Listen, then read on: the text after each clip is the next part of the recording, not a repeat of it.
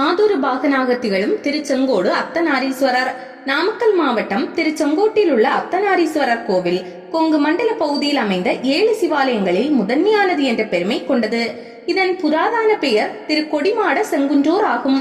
திருச்செங்கோட்டை அழகிய இறைத்தன்மை பொருந்திய செந்நிறமலை என்பார்கள்.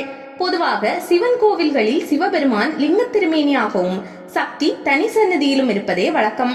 ஆனால் திருச்செங்கோடு மலையில் மட்டும் சிவனும் சக்தியும் ஆண் பாதி பெண் பாதி உருவமான அர்த்தநாரியாக காட்சியளிப்பது விசேஷமான ஒன்று. திருச்செங்கோடு மலை 6 கிலோமீட்டர் பரப்பளவுடன் பறந்து விரிந்து காணப்படுகிறது. இரு மலைகள் ஒன்றாக இணைந்து 2 சிகரங்களை கொண்டது போல பிரம்மாண்டமாக காட்சி தருகிறது. இந்த மலையின் மீதுதான் அர்த்தநாரீஸ்வரர் கோவில் எழிலுற அமைந்துள்ளது. 1901 அடி உயரம் கொண்ட மலை மீதுள்ள கோவிலை அடைய 1200 படிகள் ஏறி செல்ல வேண்டும். கோவிலின் தலவிருஷம் இலுப்பை மரம் ஆகும். தலவரலாறு: பிரிங்கி முனிவர் சிறந்த சிவபக்தர். அவர் சிவனை மட்டுமே வழிபடுவார். கைலாயத்தில் ஈசனின் அருகில் இருக்கும் உமாதேவியை கூட வழிபட மாட்டார். அம்மையப்பன் இருவருக்கும் இடையே வண்டு வடிவம் எடுத்து சுற்றி வந்து சிவனை மட்டுமே வழிபடுவார். இதனால் கோபமடைந்த பார்வதி, முனிவரே, சக்தியாகிய என்னை அவமதித்ததால் சக்தி இழந்து போவீர் என சாபமிட்டாள். உடனே பிரிங்கி முனிவர் சக்தி இழந்து நிற்க கூட முடியாமல் கீழே விழுந்தார். உடனே சிவபெருமான், நானும் சக்தியும் ஒன்றுதான், சக்தி இல்லையேல் சிவமில்லை, சிவமில்லாமல் சக்தியும் இல்லை என்று கூறி உமாதேவி தன் இடப்பாகத்தில் இடம் கொடுத்தார். அப்படி அவர்கள் இருவரும் இணைந்த வடிவமே அர்த்தநாரீஸ்வரர் ஆகும். அர்த்தம் என்றால் பாதி என்றும், நாரி என்றால் பெண் என்றும் பொருள். பாதி பெண்ணாக அமைந்த வடிவம் என்பதால் இப்பெயர் பெற்றது. திருச்செங்கோடு மலை உருவானதற்கு ஒரு புராண கதை கூறப்படுகிறது. ஒரு காலத்தில் வாயுதேவனுக்கும் ஆதிசேஷனுக்கும் இடையே யார் பெரியவர் என்ற பேச்சு எழுந்தது.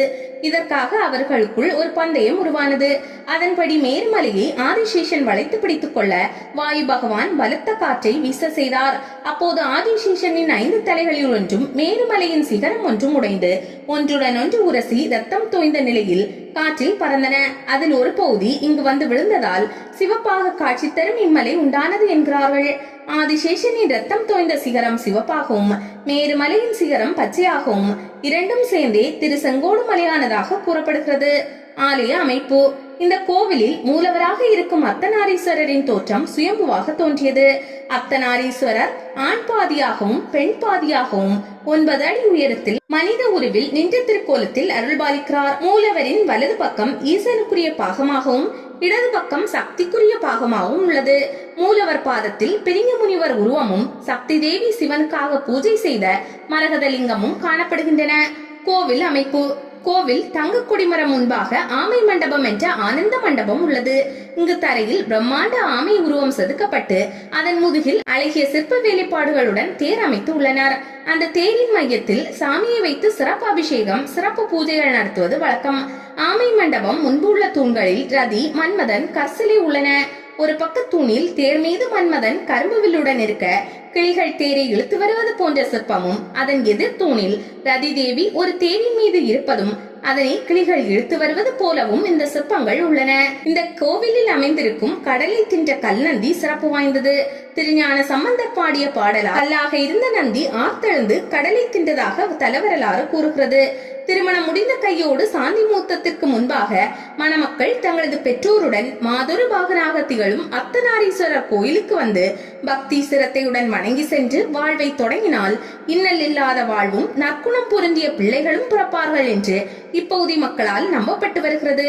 தவிர நாகதோஷம், ராகுதோஷம், காலசர்ப்ப தோஷம், களத்திர தோஷத்தால் பாதிக்கப்பட்டவர்கள் இங்கு வந்து வழிபட்டு கிரிவலம் வர தோஷங்கள் அனைத்தும் நிவர்த்தியாகும். நோய் மற்றும் துன்பங்களில் இருந்து மீண்டு உடல் நலமுடன் வாழ்வார்கள்.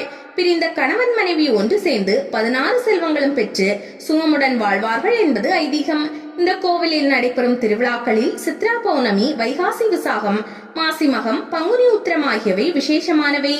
குழந்தை வரம் அருளும் பாண்டீஸ்வரர்: திருச்செங்கோடு மலை மீது அர்த்தநாரீஸ்வரர் கோவிலுக்கு கீழே 2 பாறைகளுக்கு இடையே உள்ளது சமணர் படுக்கை. இங்கு சமண முனிவர்கள் தங்கி தவம் செய்தனர் என்றும் பஞ்ச பாண்டவர்கள் வனவாசத்தின் போது இங்கு வந்து தங்கி இருந்தனர் என்றும் கூறப்படுகிறது. சமணர் படுக்கையை அடுத்து செங்குத்தான உயர்ந்த சிகரம் உள்ளது. இந்த சிகரத்தின் மீது உச்சியில் பிள்ளையார் கோவிலும் பாண்டீஸ்வரர் கோவிலும் இருக்கின்றன. இந்த சிகரத்திற்கு மலடிக்கல் என்ற பெயரும் உண்டு. குழந்தை இல்லாத பெண்கள் இங்கு சென்று பாண்டீஸ்வரரை வழிபட்டால் விரைவில் மகப்பேறு கிடைக்கும் என்ற நம்பிக்கை உள்ளது. நாகர் பள்ளம்: இந்த மலைக்கு படிகளின் வழியே செல்லும் போது விவசாயிகளின் கால்நடைகளை காக்கும் பசுவன்சாமி நந்தி கோவிலும், அதனை அடுத்து பெரிய மலைக்கும் சிறிய மலைக்கும் இடையே நாகர்பள்ளம் என்ற இடமும் உள்ளது. நாகர்பள்ளத்தில் வளைந்து நெளிந்து 5 தலைகளையும் விரித்து படமெடுத்த நிலையில் லிங்க உருவனை சுமந்து கொண்டிருக்கும் ஆதிசேஷனின் சுமார் 60 அடி நீளமுள்ள வியத்தகு புடைப்பு சிற்பம் காணப்படுகிறது. திருச்செங்கோடு மலையின் சிறப்புகள். திருச்செங்கோடு அர்த்தநாரீஸ்வரர் மலை 6 கிலோமீட்டர் சுற்றளவு கொண்டது.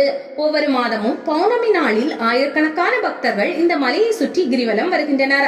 அர்த்தநாரீஸ்வரரும் செங்கோட்டு வேலவரும் ஆதிகேசவ பெருமாளும் குடிகொண்டுள்ள திருச்செங்கோட்டு மலையை கிரிவலம் வந்தால் கைலாயத்தையும் வைகுண்டத்தையும் வலம் வந்த பலன் கிடைக்கும் என்பது ஐதீகம். திருச்செங்கோடு மலையை வடமேற்கில் இருந்து பார்த்தால் நந்தி அமர்ந்திருப்பது போன்றும், இன்னொரு புறம் இருந்து பார்த்தால் சிவலிங்க தோற்றத்துடனும் காட்சி தரும்.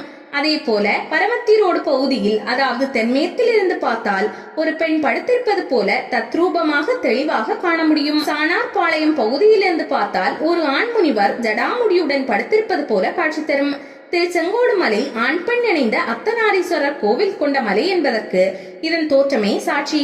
இந்த மலை மீது தேவதீர்த்தம், பாபநாச தீர்த்தம், கணபதி தீர்த்தம், நாக தீர்த்தம், சிவ தீர்த்தம், குமார தீர்த்தம் போன்ற பல தீர்த்தங்கள் உள்ளன. அமைவிடம்: சேலத்திலிருந்து 46 கிலோமீட்டர் தூரத்திலும், நாமக்கல்லில் இருந்து 38 கிலோமீட்டர் தொலைவிலும், ஈரோட்டில் இருந்து 20 கிலோமீட்டர் தூரத்திலும் உள்ளது திருச்செங்கோடு அர்த்தநாரீஸ்வரர் கோவில்.